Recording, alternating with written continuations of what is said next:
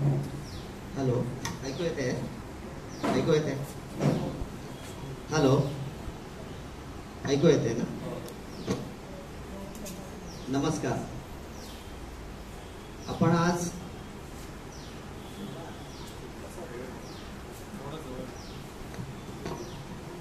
Hello, हां, हे ठीक आहे.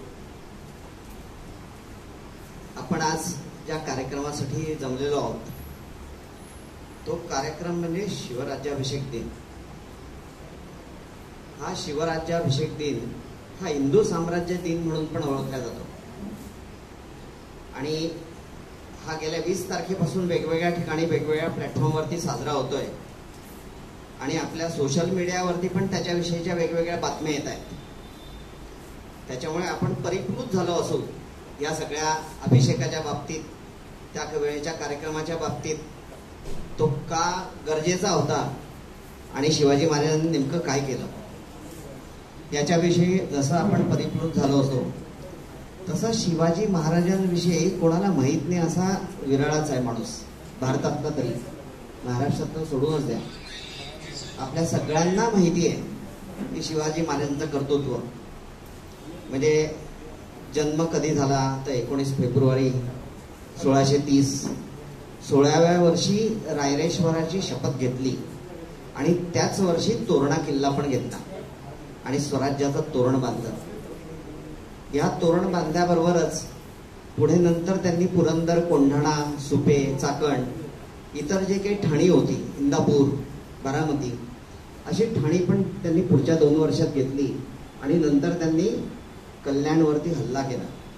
तो ह्याच्यासाठी केला की कल्याण ही एक मोठी बाजारपेठ त्या काळामध्ये होती आणि तिथून मोगलांना प्रचंड प्रमाणामध्ये रेव्हेन्यू जात होता.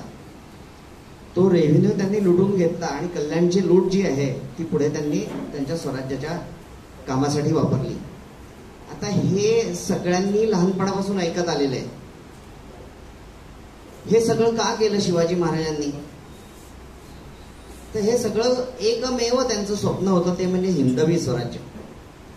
आणि हे जे हिंदवी स्वराज्य निर्माण करण्याचं त्यांचं जे स्वप्न होतं ते पूर्ण करण्यासाठी मला माझ्या माहितीप्रमाणे, म्हणजे माझं जेवढं काही बुद्धिमत्ता आहे जी तोकडी असेल त्याप्रमाणे मला तरी असं वाटतं की त्यांनी त्यांचं युद्ध कौशल्य वापरलं आणि त्याचबरोबर मुत्सद्देगिरी पण वापरली.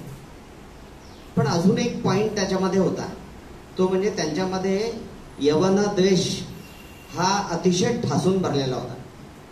आणि ह्या गोष्टी जेव्हा मला लक्षात आल्या तेव्हा मी विचार केला की हे युद्ध कौशल्य शिवाजी महाराजांमध्ये आलं असेल कुठून. ठीक आहे, आपल्याला माहिती आहे की शहाजी महाराजांनी चाकरी केली निजामाची, ते पण योद्धेच होते, पण तो ते निजामाचे चाकर होते. पण निव्वळ असं असतं का की वडिलांमध्ये असेल तरच आपल्यामध्ये येईल? बघा तुम्ही, जेनेटिक्सचा जर कधी नियम वापरला तर हे नेहमीच सत्य असतं असं नाही. हे मुळात रक्तात यावं लागतं. आणि मग मी त्यांचा वंश खणून काढायला सुरुवात केली. त्याचबरोबर मला हे पण लक्षात आलं की हा यवनद्वेष कुठून आला हे पण खणून काढायला पाहिजे. एक प्रकारचं मी सायको अनालिसिस केलं. आज मला असं वाटतं ज्या दिनानिमित्त आपण जमलोय त्या दिनाचं जे काही मूळ आहे त्या मुळाकडे आपण जरा बघणार आहोत. सगळ्यांनाच मी जसं सांगितलं की शिवाजी महाराजांची कारकीर्द, कर्तृत्व हे सगळ्यांना सगळं माहिती आहे. आपल्या शालेय शिक्षणाचा भाग पण तो होता. त्याचबरोबर जसं मी आता सांगितलं की सोशल मीडियाने आपल्याला परिप्लुत केलेलं आहे की काय शिवराज्याभिषेक कसा झाला, किती तारखेला झाला, कुठली तिथी होती, कोण होतं गागा भट्ट. मला असं वाटतं सगळ्या लोकांना कुठल्याही ब्राह्मणापेक्षा गागा भट्ट माहिती आहे. हे इतकं सगळं माहिती असताना तोच विषय परत बोलण्यापेक्षा मी जरा आता वेगळ्या गोष्टीवरती प्रकाश टाकणार आहे. आपण थोडंसं त्यांच्या वंशाकडे बघू, कारण ते बघण्याची का गरज आहे. तर ते जे त्यांचं युद्ध कौशल्य होतं, नुसतं युद्ध कौशल्य असं होतं असं नाही. या व्यक्तीने 16व्या वर्षी शपथ घेतली की मी स्वराज्य निर्माण करेन. यातला मी महत्वाचा आहे. हे त्यांना का वाटलं? ज्या वेळेस अरिस्टोक्रॅटिक जीन्स म्हणजे राज्य करण्याची प्रवृत्ती असलेले जीन्स जर कधी त्या व्यक्तीमध्ये प्रेझेंट्स असतील तर तो त्याप्रमाणेच वागतो. मग हे जीन्स आले कुठून? म्हणजे परत वंश शोधला पाहिजे. तर तो मी वंश जरा शोधून काढला, तो तुमच्याशी शेअर करणार आहे. आज आपण जरा वेगळ्या विषयावरती शिवाजी महाराजांना समजून घेऊ. जेव्हा शिवाजी महाराजांचा वंश शोधायला प्रयत्न केला तेव्हा त्याची पाळंमुळं ही इसवी सनाच्या सुरुवातीला सापडली. इसवी सनाच्या सुरुवातीला सगळ्या भारतातलं जे काही चाललेलं होतं, म्हणजे जसं आज दिल्लीत सरकार असतं आणि ते भारताच्या सगळ्या गोष्टी गव्हर्न करतं, तसं अयोध्या ही महत्वाची होती. रामाच्या काळापासूनच अयोध्या हे सेंटर होतं आणि तिथली जी काही सत्ता असेल ती ही अत्यंत महत्वाची असायची. इसवी सनाच्या सुरुवातीला ह्या अयोध्येमध्ये सूर्यवंशीय इक्ष्वाकू वंशाची राजवट होती. या वंशामध्ये कोणीतरी सिसोदिया नावाचा माणूस, कोणीतरी प्रसिद्ध योद्धा होऊन गेला आणि म्हणून तिथे येणारे जे काही राजवटीतले लोक होते ते स्वतःला सिसोदिया वंशाचे सूर्यवंशीय इक्ष्वाकू असं स्वतःला संबोधायचे. म्हणजे सिसोदिया हा पण वर्ड त्या इक्ष्वाकू सूर्यवंशीयमध्ये ऍड झाला. अशा ह्या लोकांची सुखनैव राजवट त्या अयोध्येमध्ये चाललेली होती. त्यापैकी एका राजाने स्थलांतर केलं. त्याच्यामध्ये एकच उद्देश होता की तिथे त्या राजाला 3-4 मुलं होते आणि तिथे राज्य विभाजन नको अयोध्येचं, म्हणून त्याने स्थलांतर केलं आणि तो नर्मदेच्या दक्षिण तटावरती आला. या दक्षिण तटावरती त्याने राज्य सुरू केलं. हे राज्य व्यवस्थित चाललेलं होतं. सिसोदिया वंशाची राजवट ही नर्मदेच्या दक्षिण तटावरती सुरू झाली. पण त्याच्यानंतर 200-300 वर्षानंतर महाराष्ट्रामध्ये शालिवाहनांचा उदय झाला. हे शालिवाहन अतिशय शूर होते, पराक्रमी होते आणि त्यांच्याही मनामध्ये राज्य विस्ताराची इच्छा होती. त्यांनी हा जो इक्ष्वाकू वंशाचा म्हणजे सिसोदिया वंशाचा राजा नर्मदेच्या दक्षिण तटावरती आलेला होता त्याच्याशी युद्ध केलं आणि त्याला पराभूत केलं.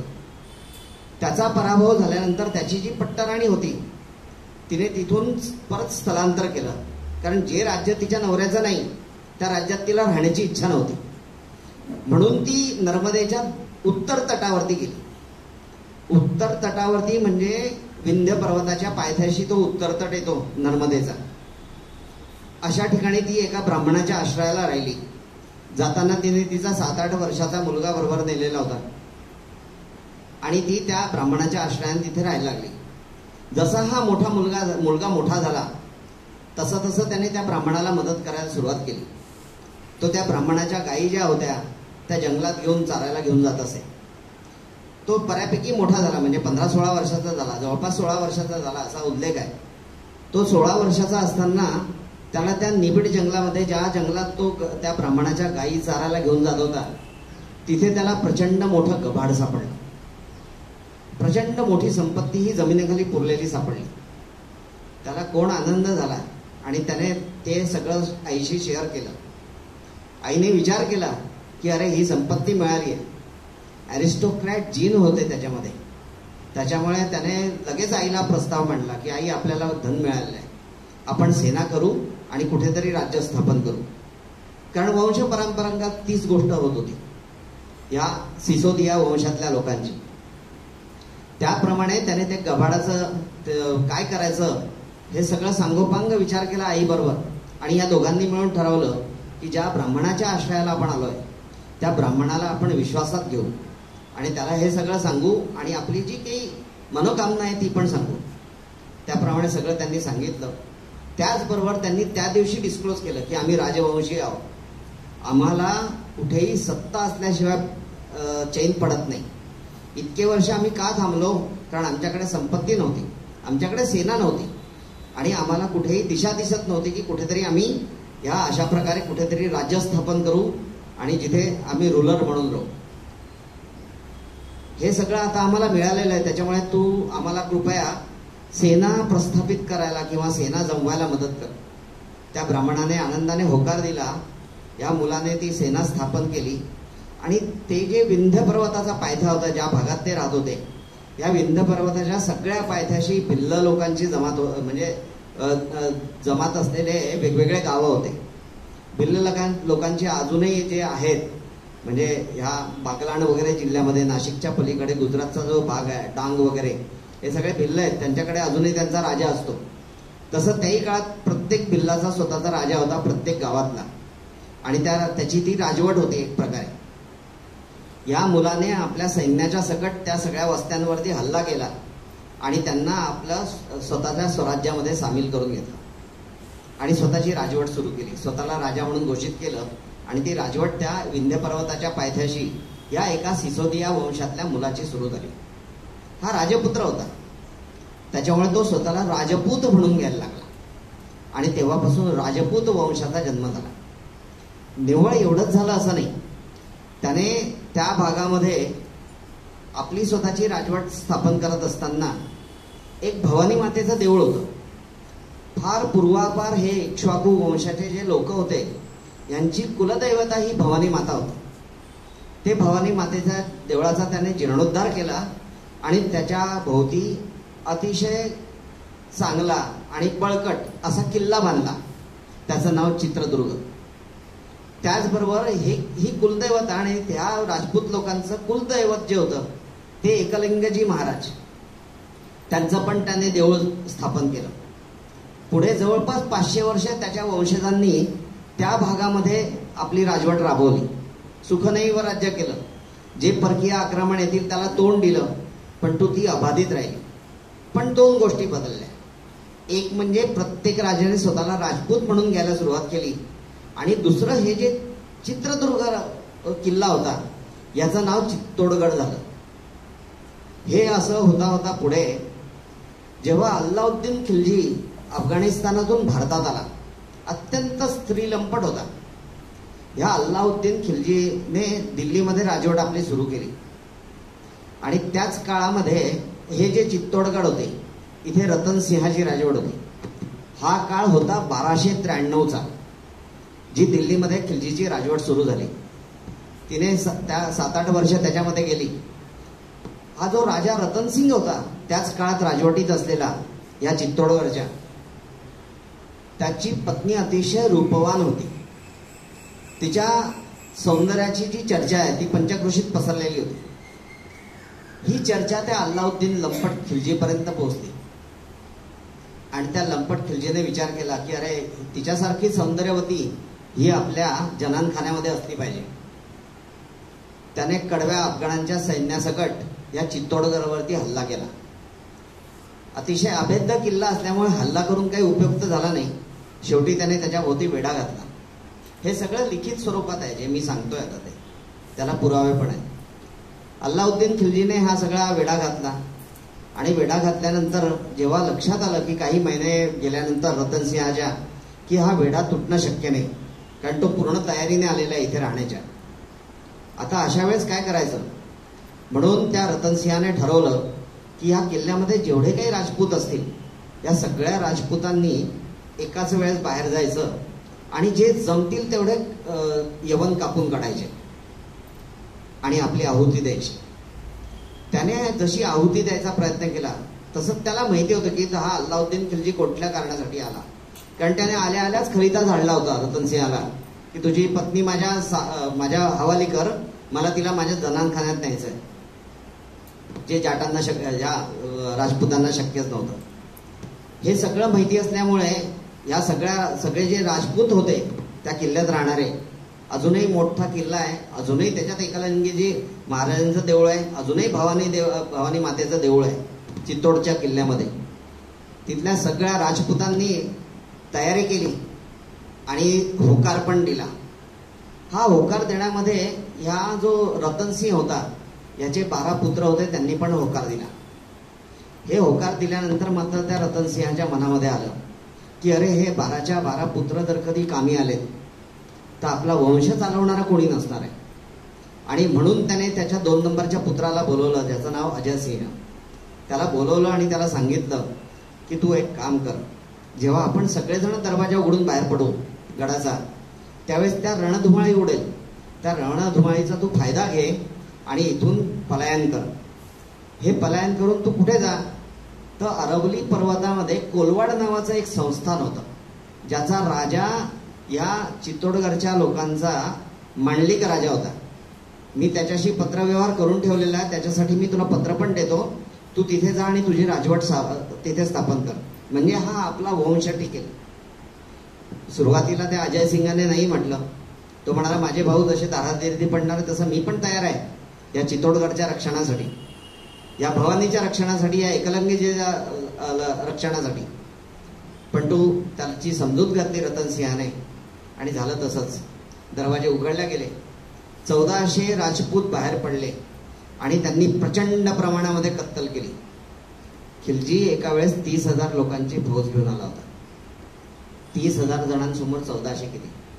किमान प्रत्येकाची ॲव्हरेज जे आहे ते किमान 6 यवनांना त्यांनी मारलेलं होतं त्यावेळेस. पण तरी सुद्धा तुम्हाला माहिती आहे, कॅल्क्युलेशन केलं तर ते पुरून होतं. आणि अशा प्रकारे सगळे राजपूत कामी आले. याच काळामध्ये ज्या राजपूत स्त्रिया होत्या चित्तोडगडाच्या गडाच्या आतमध्ये असलेल्या, त्या सर्वांनी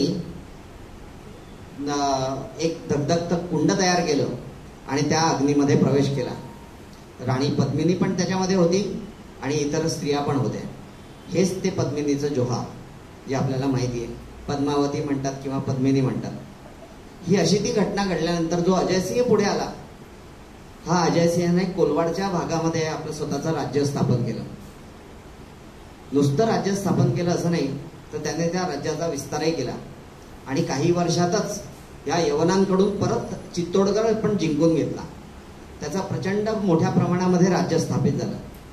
या अजयसिंहाने जेव्हा चित्तोडगडातून बाहेर पलायन केलं होतं त्यावेळेस त्याने त्याच्या मोठ्या भावाचा मुलगा, ज्याचं नाव हमीर सिंग, या हमीर सिंहाला तो घेऊन गेला होता. जेव्हा घेऊन गेला तेव्हा तो लहान होता. पुढे तरुण झाल्यानंतर हा हमीर सिंग मोठा योद्धा म्हणून प्रसिद्ध झाला, नावारूपास आला. हे सगळं बघून ह्या अजयसिंहाने सगळं आपलं साम्राज्य त्या हमीर सिंहाला दिलं, चित्तोडगड सगळं, आणि स्वतःचं वेगळं साम्राज्य निर्माण केलं परत त्या विंध्य पर्वताच्या दुसऱ्या बाजूला, परंतु पायथ्याशीच. आणि तिथे त्याने परत एक किल्ला बांधला, त्याचं नाव होतं राजगड. ही अशी सगळी घटना घडत असताना पुढे हा अजयसिंह म्हातारा झाला आणि त्यानंतर त्याला एकूण जे 8 मुलं होते त्या 8 मुलांमध्ये त्याने संपत्तीचं डिस्ट्रीब्युशन केलं. तेव्हा त्याच्यातला सगळ्यात सज्जन एक होता ज्याचं नाव सजन सिंह, त्याचाच मुलगा अजयसिंहाचा. त्याला वाटलं अरे हे राज्य विभाजन होत आहे, आपण हे राज्य घेतलंच नाही तर काही बिघडणार नाही, आपण दुसरीकडे कुठेतरी जाऊ आणि स्वतःचं राज्य निर्माण करू. बघा, प्रत्येकाच्या मनामध्ये ॲरिस्टोक्रॅटिक जीन्स आहे, म्हणून प्रत्येकाला असं वाटत होतं की आपण रूल करावं. जसं इंदिरा गांधीचं होतं, इंदिरा गांधीमध्ये नेहरूंमुळे आलं, इंदिरा गांधीनंतर राजीव गांधी हे का रूलर झाले? खरं तर त्यांना कोणालाच तसा पाहिलं तर अनुभव नव्हता. इंदिरा गांधींना तरी थोडाफार अनुभव होता, राजीव गांधीला तर नव्हता, पण त्यांनी यशस्वी कारकिर्दी पार पडली. त्याच्यानंतर ठीक आहे, त्याचा मुलगा पण प्रयत्न करतोय, त्याचं काय झालंय त्याचं काही तो विषय आपल्याला बोलत नाही, पण हे जीन्स असतात. तसंच या सगळ्या राजपुतांमध्ये ते जीन्स होते. मग हा जो सजन सिंह होता, या सजन सिंहाने नर्मदा ओलांडली आणि सेंधवा म्हणून आजचा जो आहे तिथे पूर्वी त्याचं सेंधवाड म्हणायचे. या सेंधवाड प्रांतामध्ये स्वतःची राजवट उभी केली, स्वतःची सत्ता उभी केली, स्वतःचं एक साम्राज्य उभं केलं. हे साम्राज्य उभं त्याने केल्यानंतर तिथे जे साम्राज्य उभं झालं त्यानंतर त्याच्या कित्येक पिढ्यांनी सुखनैव राज्य केलं. पण त्या दरम्यान यवनांची आक्रमणं तर होतच होती आणि त्या आक्रमणांना त्यांनी तोंड पण दिलं. याच्यामध्ये जी नावं घेतल्या जातात, जी इतिहासात आहे, ॲक्च्युअल एकूण जो आहे तो 13 पिढ्यांचा इतिहास आहे. पण ह्या 13 पिढ्यांपैकी फक्त 7च नावं अवेलेबल आहे. या 7 पैकी पण 2-3 जे नावं आहेत त्याच्यावरती अजून वाद आहे, त्याच्यामुळे ती घेत नाही. पण मी काही नावं सांगतो. तो जो सजन सिंह होता त्याचा मुलगा होता दिलीपजी सिंग महाराणा. त्या दिलीपजी सिंगचा नातू जो होता, कारण त्याच्या मुलाचं नाव अवेलेबल नाही आहे, जो नातू होता त्या नातूचं नाव होतं हे राघोजी सिंग राव राणा. त्याच्यानंतर भोसवंत राव राणा आणि नंतर जो होता तो देवराजी महाराणा. असे हे वेगवेगळे नावं, त्यातले 4 नावं जे आहेत की जे कन्फर्म आहे, ज्याच्यावरती बकरीमध्ये किंवा कुठेतरी उल्लेख आहे. तर असे हे सगळे त्याचे वंशज सजन सिंहाचे, ज्याचं राज्य हे सेंधवाड प्रांतामध्ये. आणि ह्या सेंधवाड प्रांतामध्ये कायम यवनांनी आक्रमण केलं. आणि कारण काय, यवनांना माहिती होतं की इथली लढवई जमात कुठली आहे तर राजपूत. आणि तुम्हालाही माहिती आहे की प्रत्येक अगदी राजा मिर्झा सिंग, मिर्झा राजे जयसिंग पासून तर छत्रसालापर्यंत सगळ्यांना माहिती आहे, किंवा प्रताप, महाराणा प्रताप, हे सगळे राजपूत लोक, आणि ह्या राजपूतांना कायम पाण्यात पाणारे कोण होते, तर हे यवन होते. याचं कारण माहिती होतं की भारतामध्ये सगळ्यात जास्त आपल्याला कोण पुरून उरणार आहे, तर हे राजपूत लोकच. त्यामुळे राजपूतांची जिथे जिथे राजवट असेल तिथे तिथे यवनांनी आक्रमण केले आहे, त्यांच्याशी युद्ध केलंय आणि हरवण्याचा प्रयत्न केलाय. तसं हे सेम गोष्ट घडली ज्या सेंधवाड प्रांतामध्ये ह्या वेगवेगळ्या राजपूतांची, म्हणजे जी नावं घेतली त्यांची राजवट होती, या सगळ्यांवरती यवनांनी आक्रमणं केली आणि त्यांनी जमेल तसं त्याला तोंड दिलं. जमेल तेव्हा तह केले, जमेल तेव्हा मांडलिक म्हणून पण राहिले. पण हे सगळं त्या सेंधवाड प्रांतामध्ये चाललेलं होतं. याच्यातला जो मी शेवटचं नाव घेतलं देवराजजी महाराणा, हा मात्र या यवनांच्या सगळ्या आक्रमणाला कंटाळला होता. त्याला ते नकोसं झालं होतं की किती वर्ष युद्ध करणार आपण सारखं सारखं, सगळं आयुष्य आपल्या पुढे आधीच्या पिढ्यांनी तसंच घालवलं, आपलं पण आयुष्य तसंच चाललंय. तो जरा सुखासीन प्रवृत्तीचा होता, म्हणून त्याने तिथून स्थलांतर केलं आणि तो भीमा आणि कृष्णेच्या खोऱ्यामध्ये आला, म्हणजे महाराष्ट्रात आला. कोण आलं? देवराजजी महाराणा. लक्षात ठेवा, हा देवराजजी महाराणा जेव्हा त्या खोऱ्यामध्ये आला तेव्हा त्याला माहिती होतं की इथे जे आहे इथे प्रस्थापित काही काही वेगवेगळ्या गोष्टी चाललेल्या होत्या. इथे तशी कुठली शाही नव्हती, इथे कोणाचं रुलिंग नव्हतं. त्याच्यामुळे ह्याला इथे महाराष्ट्रात तशी राजवट काही स्थापन करता आली नाही. पण इथे प्रसिद्ध काय होतं तर पाटीलकी होती. ही पाटीलकी मनसब, ही जी पाटीलकी दिलेली असायची ती जर कधी तुम्ही विकत घेतली तर तुम्हाला तिथे रेव्हेन्यू कलेक्ट करता यायचा आणि तुम्ही एक प्रकारचे छोटेसे रूलर असायचे संस्थानिक. असं त्याने त्या खोऱ्यामध्ये विकत घेतली पाटीलकी आणि हा देवराजजी महाराणा तिथे राहायला लागला. दुसरी एक गोष्ट मी जे आधी सांगितलं की ह्या यवनांना कायम राजपूत जिथे दिसतील ना तिथे हल्ला करण्याची किंवा त्यांच्याशी युद्ध करण्याची खुमखुमी असायची. ज्या गोष्टीला हा कंटाळून इथे आला होता त्याच्यामुळे त्याने ठरवलं की आपण काहीतरी नाव बदलायचं. मग हे नाव बदलवण्यासाठी जेव्हा त्याने आपली वंश परंपरा बघितली तेव्हा कुठेतरी त्याला भोसवंत जी महाराणा या नावाचा कोणीतरी पूर्वज असलेला त्याला आढळला. हे भोसवंत जरा अजूनही याच्यात आहे म्हणून मी आधी नाव घेतलं नाही. तर हा भोसवंत महाराणा जो होता, ह्या भोसवंतवरून त्याने स्वतःला भोसवंत भोसले असं म्हणायला सुरुवात केली आणि तेव्हापासून भोसले वंशाला सुरुवात झाली. भोसले वंशाचा कोण वंशाचा जनक आहे तर हा देवराजजी महाराणा आहे. हे सगळं लिखित स्वरूपात आहे, तुम्ही पाहू शकता. मग हा जो होता महाराणा, म्हणजे स्वतःला भोसले म्हणून घेणारा देवराजजी महाराणा, याने फक्त पाटीलकी घेतली, त्याला कुठेही काही करता आलं नाही. पण ह्या पाटीलकी असली तरी शेवटी त्याचा वंश चालूच होता ना. पुढे त्याचा वंश जवळपास 300 वर्ष वेगवेगळ्या प्रकारे चालू होता. आणि अशा याच्यामध्ये 1596 साली एक मुलगा जन्माला आला, त्याचं नाव होतं बाबाजी भोसले. या बाबाजी भोसलेला 2 मुलं झाले पुढे.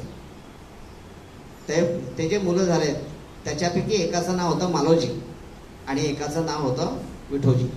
सॉरी, 1596 नाही, 1530 साली त्याचा जन्म झाला. हा जो मालोजी होता, मालोजीचा जन्म 1550 मध्ये, कारण त्यावेळेस लवकर लग्न होतं ते. आणि विठोजीचा जन्म होता 1553 सालचा. यापैकी मालोजी भोसले जो होता हा अतिशय धिप्पाड होता, अतिशय बलवान होता, अतिशय शूर होता आणि अतिशय पराक्रमी पण होता. त्याचं वैशिष्ट्य असं लिहून ठेवलेलं आहे की हा मालोजी भोसले जेव्हा एखाद्या घोड्यावरती बसायचा तेव्हा ते घोडं बसून जायचं.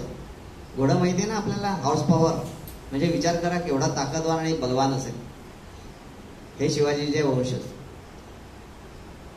असे हे जे मालोजी भोसले होते, ह्या मालोजी भोसलेंना पुढे एक चाकरी मिळाली आणि ती होती सिंदखेड राजा, म्हणजे सिंदखेड ह्याचे जे काही तिथले एक संस्थानिक होते त्यांचं नाव होतं लखुजी जाधवराव. या लखुजी जाधवरावांनी त्याला चाकरी दिली. त्याला दिली तेव्हा त्याच्या भावाला द्यायची म्हणून विठोजीला पण दिली. काही वर्षानंतर लखुजीच्या लक्षात आलं की अरे हा कर्तबगार आहे, हा कदाचित आपली गादी बळकावू शकतो.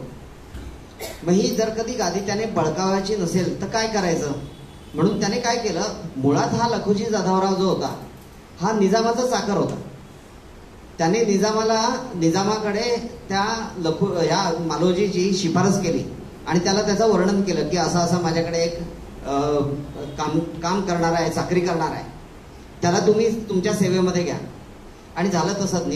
त्या निजामाला पाहिजेच होते योद्धे आणि असे असे योद्धे तर पाहिजेच होते की जे स्वतःच्याच लोकांशी लढणारे आहेत मराठा. आणि त्याप्रमाणे निजामाने त्या मालोजीला स्वतःच्या चाकरीमध्ये घेतलं, विठोजीला पण घेतलं. विठोजीचं लग्न झालेलं होतं, त्याला एकूण 8 मुलं होते. पुढे ह्या मालोजीचं पण लग्न झालं आणि मालोजीला मात्र जे फलटणचे निंबाळकर होते यांची मुलगी त्याला दिल्या गेली, तिचं नाव दीपाबाई. मालोजी आणि दीपाबाई हे जे दाम्पत्य होतं ह्याला कित्येक वर्ष पुढे मूलबाळ झालं नाही. हे दोघंही अतिशय देवभोळे होते, नवस करायचे, हे दानधर्म करायचे, त्यांनी बरेच काय काही गोष्टी केल्या, पण तो त्यांना मूलबाळ होईना. तेव्हा त्यांना कोणीतरी सांगितलं की नगरला एक दर्गा आहे, त्याचं नाव आहे शाह शरीफ. अशा दर्ग्याला जाऊन तुम्ही नवस करा म्हणजे तुम्हाला मूलबाळ होईल. ते दोघं गेले त्या दर्ग्याच्या इथे, त्यांनी नवस बोलला. काय योगायोग असेल, कर्मधर्म संयोग, दीपाबाई ही गर्भवती राहिली आणि दीपाबाईला पहिला पुत्र झाला. त्या शाह शरीफचं काहीतरी आपण पाळलं पाहिजे म्हणून तिने पहिल्या मुलाचं नाव शहाजी ठेवलं आणि दुसरा मुलगा झाला त्याचं नाव शरीफजी ठेवलं. आपल्याला कधीच हे लक्षात आलं नाही की अरे शिवाजी महाराजांच्या वडिलांचं नाव हे मुस्लिम का आहे. आपण ना कधी विचार केला ना काही. त्याच्या मागे ही कारण मीमांसा आहे. हा आपला जो देवभोळेपणा जिकडे तिकडे नडतो, ज्याच्यावरती सावरकरांनी खूप टीका केलेली आहे, तो हा असा. सद्गुण विकृती हा भाग तर अजून वेगळाच आहे, तो नंतर सांगेल. पण हे सगळं जे काही आहे हे तेव्हापासून होतं. पण तो ठीक आहे. या मालोजीचे 2 मुलं शहाजी आणि शरीफजी. शहाजी अतिशय सुसंस्कृत होता, बलवान होता, युद्ध निपुण होता. त्याला परत चाकरी दिली या निजामाने आणि निजामाने चाकरी दिल्यानंतर जेव्हा त्याची लग्नाची वेळ आली तेव्हा शहाजीला हे जे लखुजी मी आधी तुम्हाला सांगितलं की ज्यांनी या मालोजीला चाकरीला ठेवलं होतं, त्या लखुजी जाधवरावांची जी एक मुलगी होती जिजाबाई, तिचं नाव, या जिजाबाईशी त्याचं लग्न झालं आणि ह्या दोघांच्या पोटी एक नररत्न नरशार्दूल जन्माला आला.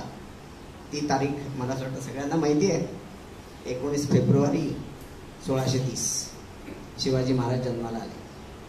हा असा वंश आहे. या वंशाकडे आपण कधी बघितलं नाही. बघा, या वंशातल्या प्रत्येक राजपूताच्या मनामध्ये एक होतं की आपण स्वतः साम्राज्य निर्माण करावं. हे जर कधी रक्तामध्ये आलेलं असेल तर शिवाजी महाराजांना का वाटणार नाही. फक्त त्यांनी हे ठरवलं की हे आपलं नाही तर हे रयतेचं असावं आणि म्हणून त्यांनी हिंदवी स्वराज्य स्थापन केलं. पण हा भाग त्यांच्या एका भागाचा झाला की मी जे तुम्हाला सांगतोय की जे आपल्याला माहीत नाही की हा त्यांचा वंश थेट अयोध्येपर्यंत पोहोचतोय. असे हे लढवय आणि म्हणून ते सगळं त्यांनी आयुष्यभर जे केलं. तुम्ही बघा कुठल्याही प्रसंगामध्ये, म्हणजे अगदी 14 एप्रिल 1663 साली जी घटना घडली, शाहिस्तेखानाचे बोटं कापणं असू दे किंवा अफजल खानाचा वध असू दे, तोही आपल्याला माहिती आहे की 10 नोव्हेंबर 1659 मध्ये ही घटना घडलेली आहे. या दोन्ही दिवशी लक्षात आलं असेल की दुसरं कोणीही ते काम केलं नाही, स्वतः शिवाजी महाराजांनी केलं. म्हणजे प्रत्येक ठिकाणी स्वतः आघाडीवरती होते. आज आपण बघतो की कुठलाही असेल तर तो सेनापती पुढे जात नाही, तो आपल्या सैनिकांना पुढे करतो. हे नव्हतं शिवाजी महाराज.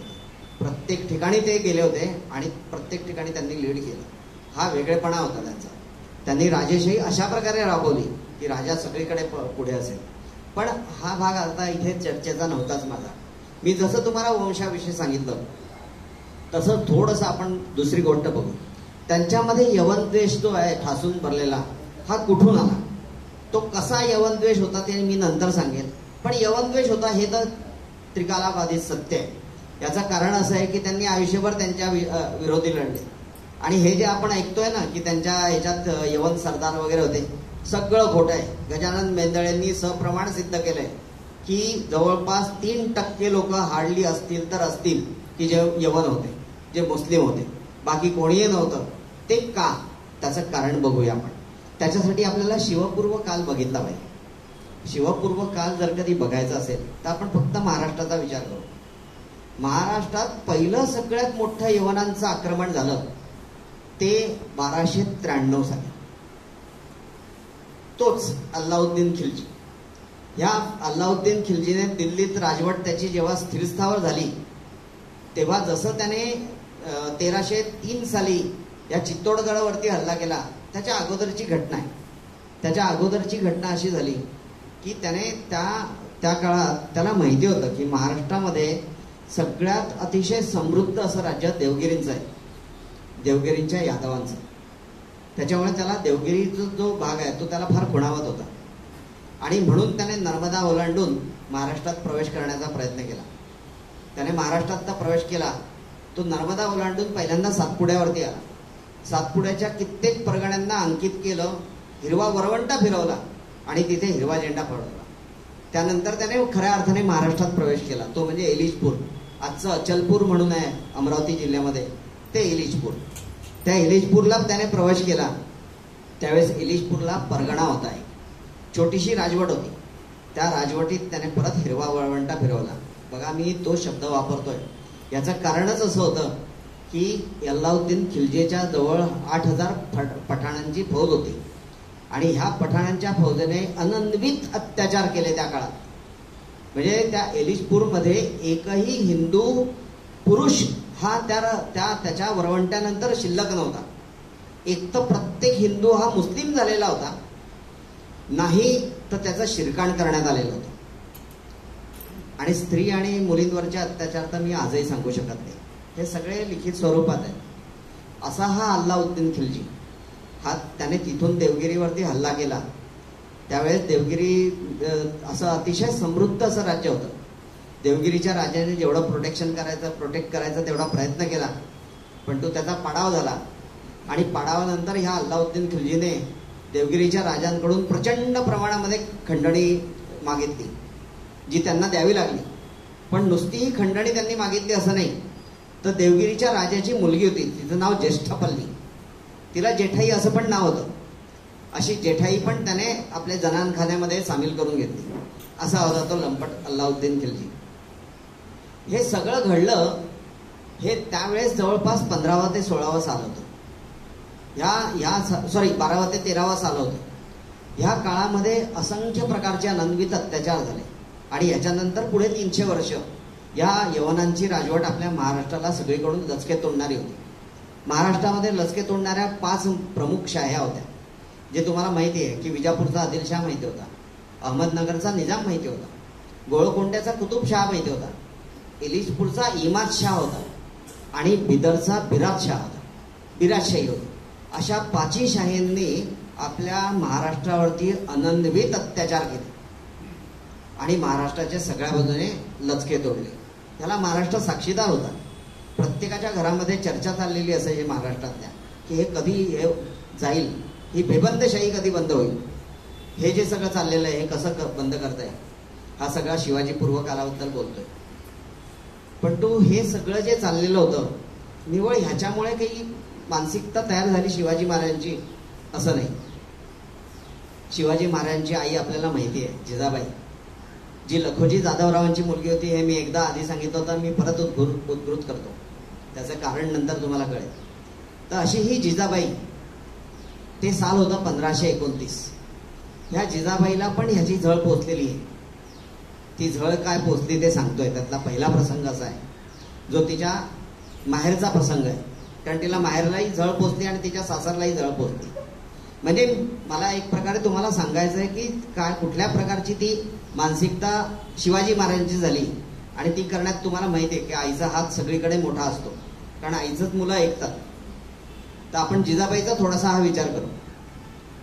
जिजाबाईचे जे काही वडील होते लखोजी जाधवराव, हे निजामाचे चाकर होते. हे मी पूर्वी पण सांगितलं तुम्हाला. या निजामाचं हे काय मी आत्ता साल सांगितलं तुम्हाला 1629. या सालाच्या फेब्रुवारी मार्च महिन्यामध्ये काही घटना घडल्या, त्या आता मी सांगत नाही कारण वेळ भरपूर जाईल. त्याच्यामुळे हा निजाम नाराज होता या जाधवरावकडे, या जाधवरावांच्या कुटुंबावरती किंवा त्याच्या सेनेवरती, कारण ते चाकरच होते त्या निजामाचे. आणि त्याच्यामुळे निजामाने त्यांना आपल्या भेटीस बोलवलं होतं. जेव्हा हे लखुजी जाधवराव निजामाच्या भेटीस गेले त्यावेळेस जाताना ते आपल्या 3 मुलांना घेऊन गेले. त्या तिघांची नावं पण अवेलेबल आहे. पहिल्याचं सगळ्यात मोठ्याचं नाव होतं अचलोजी जाधवराव, दुसरा होता राघोजी जाधवराव आणि तिसरा होता यशवंत जाधवराव.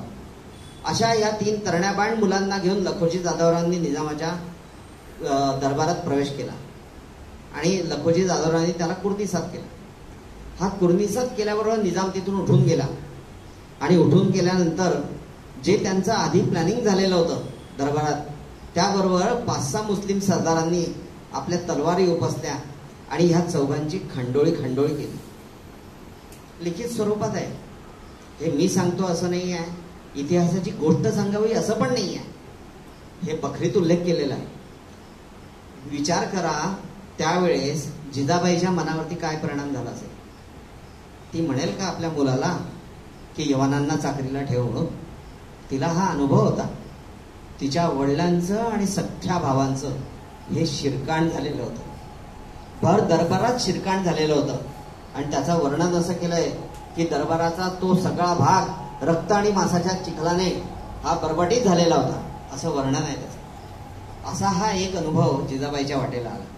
अजून एक अनुभव सांगतो. दुसरा अनुभव असा आहे की जिजाबाईचा सासरकडचा तो अनुभव आहे. शहाजी राजांचा एक भाऊ होता चुलत, त्याचं नाव खेळोजी भोसले. हा जो खेळोजी भोसले होता हाही सरदार म्हणूनच होता, हाही निजामाची चाकरी करत होता. त्या काळात काय मराठ्यांना सगळ्यांना सवय होती, ती नंतर बदलली कशी ते पण मी सांगेन म्हणजे वेळ मिळाला तर. पण ही अशी सगळी चाकरी चाललेली असताना त्या खेळोजीच्या पत्नीने एक रामाच्या दर्शनाचा घाट घातला. त्याला काळाराम जे मंदिर आहे नाशिकचं, तिथे ती त्या दर्शनाला गेली. आणि त्या दर्शनाला गेल्यानंतर ती राजघराण्याची स्त्री ना, तिच्याबरोबर लवाजमा पण होता स्त्रियांचा. त्या सगळ्यांनी ते छान दर्शन घेतलं आणि नंतर ठरवलं की आपण पंचवटीच्या गोदावरीत पवित्र गोदावरीमध्ये आपण स्नान करूया. आणि म्हणून त्या सगळ्या स्त्रिया या त्या स्त्रीबरोबर म्हणजे खेळोजीच्या पत्नीबरोबर या पाण्यात उतरल्या. त्या पाण्यात असताना ती स्नान करत असताना खेळोजीच्या पत्नीला या बागलाण भागातल्या निजामाची चाकरी करणारा महाबत खान म्हणून होता, या महाबत खानाने तिला ओलेती पळून नेली आणि आपल्या जनानखान्यामध्ये दाखल केली. हे मी सांगतोय असं नाही आहे, ही कथा नाही आहे, हे कादंबरीतला प्रसंग नाही आहे, हा बखरीतला आहे. म्हणजे ह्याला सगळ्याला जे मी सांगतोय त्याला कुठेतरी पुरावे आहेत. कोण होती ती? सख्खी जाऊ होती ना तिची, जिजाबाईची ही जाऊ ना. मग बघा जिजाबाईच्या ह्याच्यातले हे 2 प्रसंग. अजून मी 2 प्रसंग सांगतो की शिवाजी पूर्व कालामध्ये कुठल्या प्रकारे आपल्या राजांवरती अत्याचार होत होता या यवनांकडून. एक प्रसंग तो म्हणजे 1330 साली, म्हणजे पहिल्यांदा एकदा अल्लाउद्दीन खिलजीने जेव्हा हरवलं देवगिरीच्या राजांना, त्याच्यानंतरचा देवगिरीच्या राजांचा तो जावई होता, त्याचं नाव हरपाळदेव. याची राजवट होती 1630 मध्ये. त्यावेळेस ह्या अल्लाउद्दीन खिलजीला मारून कुतुबुद्दीन खिलजी राजा झाला होता. ह्या कुतुबुद्दीन खिलजीला हा राजा झाल्यानंतर ह्या हरपाळदेवाने जी खंडणी द्यायची होती दरवर्षी ती देणं बंद केली. आणि म्हणून ह्या कुतुबुद्दीन खिलजीला ह्या हरपाळदेवाचा राग आला होता. या कुतुबुद्दीन खिलजीने स्वतःबरोबर 16,000 पठाणांची फौज घेतली आणि देवगिरीवरती हल्ला केला. हरपाळदेवाचा पाडाव झाला. हा पाडाव झाल्यानंतर ह्या कुतुबुद्दीन खिलजीने काय करावं, त्याने ह्या हरपाळदेवाला पटांगणात नेलं जेरबंद करून आणि त्याच्या शरीरावरचं प्रत्येक ठिकाणची चामडी काढली. रक्तबंबाळ स्थितीत ह्या हरपाळदेवाला देवगिरीच्या वेशीवरती टांगलं. काय क्रौर्य होतं बघा. हे सगळ्यांनाच माहिती होतं ना त्या काळात, त्यांना माहिती होतं की आपल्या राजाची ही परिस्थिती काय केली. पण हे क्रौर्य काहीच नाही. मी दुसरा प्रसंग सांगतो, तो आहे विजयनगरचा. तुम्हाला कल्पना असेल शिवाजी महाराजांच्या अगोदर कोण छत्रपती होतं, तर ते विजयनगरचे कृष्णदेवराय. या कृष्णदेवरायांचा मुलगा रामदेवराय याची राजवट होती. ते साल होतं 1665 मध्ये. कित्येक वेगवेगळ्या शहांनी या विजयनगरावरती प्रयत्न केला जिंकण्याचा, पण ते यशस्वी झाले नाही. शेवटी त्यांनी कपट कारस्थानाने विजयनगरच्या राजाने ज्यांना दत्तक घेतलं होतं अशा 2 मुस्लिम मुलांनीच त्या विजयनगरचा खात्मा केला आणि त्याच्यातल्या सगळ्या गोष्टी भेदल्या आणि ते मुसलमानांना जाऊन मिळाले आणि त्याची परिणिती अशी झाली की विजयनगरचा साम्राज्याचा पाडाव झाला. हा जो रामदेव राय ह्याला निजामाने पकडलं आणि पकडल्यानंतर तो जो द्वेष होता त्याच्या मनामध्ये या रामदेवरायाविषयी, त्या द्वेषाची परिणिती अशी झाली की त्याने त्याची मान कापली रामदेवरायाची, आणि भाल्याला लावून तो स्वतः त्या भर रणधुमाळीमध्ये नाचता, रणांगणावरती नाचता. पण एवढ्यानेच त्याचं भागलं नाही. 8-10 दिवस गेल्यानंतर त्याच्या मनामध्ये अजून काहीतरी करण्याचं आलं. त्याने आपल्या सैनिकांकरवी ते जे मुंडकं रणांगणामध्ये पडलेलं होतं ते शोधून परत आणलं. कोणाचं? राजा रामदेवरायाचं. आणि ते मुंडकं आणल्यानंतर त्या मुंडक्यामधला मेंदू आणि मांस बाहेर काढलं, आणि ते उरलेलं जे काय मुंडकं होतं सांगाडा, तो सांगाडा या विजयनगरच्या म्हणजे हम्पी मधल्या सगळ्यात घाणेरडं जे गटार होतं त्या गटारीच्या तोंडावरती बसवलं. काय क्रौर्य होतं बघा, काय मानसिकता होती. अशी मानसिकता जर कधी जिजाबाईंनी ऐकली असेल, ज्या जिजाबाईंनी हे भोगलं असेल की जिच्या वडिलांची आणि भावांची खांडोळी झाली, ज्या जिजाबाईला माहिती आहे की आपल्या चुलत जाऊबाईला हे जनानखान्यामध्ये पोलेती पळवून नेलेलं आहे महाबत खानाने, तिची मानसिकता काय असेल हो? तिने काय शिकवलं असेल मग तिच्या मुलाला? आणि जो मुलगा आपल्या आईचं ऐकतो, जे आपल्याला सगळा इतिहास सांगतो की शिवाजी महाराज कोणाचे ऐकत होते तर अतिशय मातृभक्त होते आणि आईचं ऐकत होते, ती आई असं शिकवेल की तुम्ही यवनांना चाकरी ठेवा? अहो आज आपण बघतो की शिवाजी महाराजांच्या इथे 65%, 55%, 60% हे यवन सरदार होते, असे बाणगुळ निघालेत असं सोशल मीडियावरती सांगणार आहे. काय प्रूफ आहे त्याला?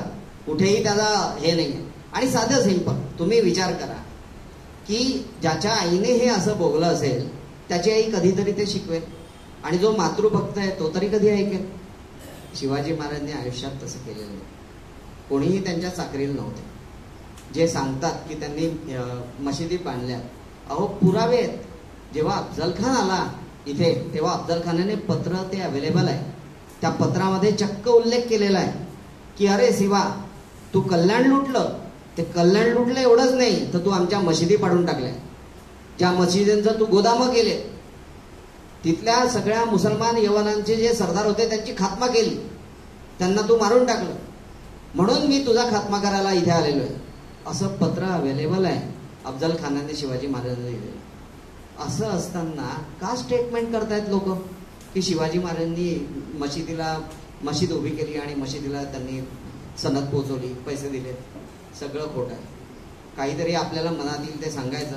जसं गजानन मेंदळे नेहमी म्हणतात की खोटं बोलायला काही अक्कल लागत नाही, पण तू ते खोटं बोललेलं प्रूव्ह करायला मात्र प्रचंड मेहनत घ्यावी लागते.